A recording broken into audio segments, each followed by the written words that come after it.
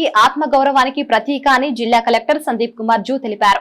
ఎల్లారెడ్డిపేట మండలం కేంద్రంలోని మణికంఠ గార్డెన్స్ లో నూతన రేషన్ కార్డుల పంపిణీ కార్యక్రమాన్ని ఆదివారం నిర్వహించగా ముఖ్య అతిథిగా కలెక్టర్ హాజరయ్యారు. ఈ సందర్భంగా కలెక్టర్ మాట్లాడారు. ఎల్లారెడ్డిపేట మండలంలోని అర్హులైన లబ్ధిదారులకు నూతన రేషన్ కార్డులు జారీ చేస్తున్నామని, ఈ కార్యక్రమం నిరంతరం ప్రక్రియ వెల్లడించారు. వీటి ద్వారా పేదలకు ప్రతి నెల రేషన్ అందుతుందన్నారు. మండలంలో నూతనంగా 1494 కొత్త కార్డులు, ఇప్పటికే ఉన్న కార్డుల్లో 2999 మంది కుటుంబ సభ్యుల పేర్లను అదనంగా నమోదు చేసి అందిస్తున్నామని, ఇప్పటి వరకు మొత్తం 20,838 రేషన్ కార్డులు ఉన్నాయని వెల్లడించారు. ప్రజలు జీవనంలో రేషన్ కార్డులు చాలా ముఖ్యమైనవని, కీలక document Aadhaar card, current connection, ప్రభుత్వ పథకాల అమలు వంటి అనేక కార్యక్రమాలకు రేషన్ కార్డు ఉపయోగపడుతుందని కలెక్టర్ తెలిపారు. ప్రతి లబ్ధిదారుడికి నెలకు 6 కిలోల సన్న బియ్యం రేషన్ దుకాణాల ద్వారా పంపిణీ చేయడం జరుగుతుందని వివరించారు. నూతన రేషన్ కార్డు ద్వారా ఇందిరమ్మ ఇండ్లు, పింఛన్ వంటి అనేక సంక్షేమ పథకాలకు అర్హత వస్తుందని కలెక్టర్ సందీప్ కుమార్ జూ స్పష్టం చేశారు. రేషన్ కార్డులను సద్వినియోగం చేసుకోవాలని పిలుపునిచ్చారు.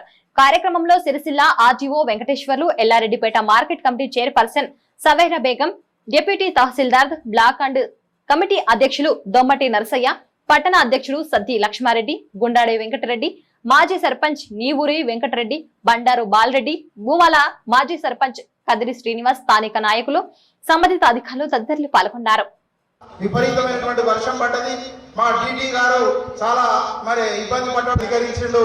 వర్షం తెలిసింది కాబట్టి మనం అందరం కూడా ఈ రోజు సంతోషంగా ఈ యొక్క సమావేశాన్ని జరుపుకోవడానికి అవకాశం ఏర్పడింది.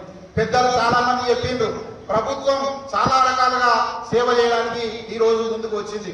6 రకాలైనటువంటి పథకాలు ఈ రోజు ప్రభుత్వం తీసుకొస్తే, ఉచిత బస్సు లోపల కూడా మహిళా సోదరిమణులు నిన్న రాఖీ పండుగ సందర్భంగా ఒక చెల్లె గాని, ఒక అక్క గాని, ఒక తల్లి గాని రూపాయి ఖర్చు పెట్టకుండా వాళ్ళ అన్నదమ్ములకు రాఖీట్లు కట్టి అక్కడికి పోయిరు, రాఖీట్లు కట్టిరు.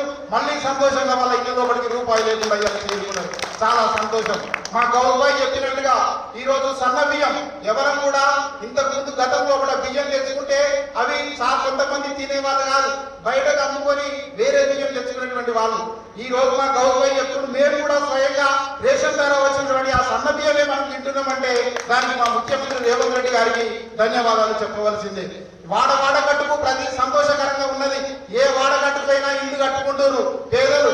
గత 5 సంవత్సరాల నుంచి 10 సంవత్సరాల నుంచి ఎదురు చూసి వారు ఈ రోజు గౌరవ జిల్లా కలెక్టర్ ఇల్లు మంజూరు చేయడం మూలంగా ప్రతి వాడకట్టులో కూడా ప్రతి లబ్ధిదారుని మహిళల ముఖంలో కూడా సంతోషం మనం చూస్తున్నాము. అంటే వాళ్ళు ఈ రోజు ఇల్లు కట్టుకుంటారు, వాళ్ళ కళ నెరవేరుతుంది అనేటువంటి సంతోషాన్ని మనం ఈ రోజు చూస్తా ఉన్నాం.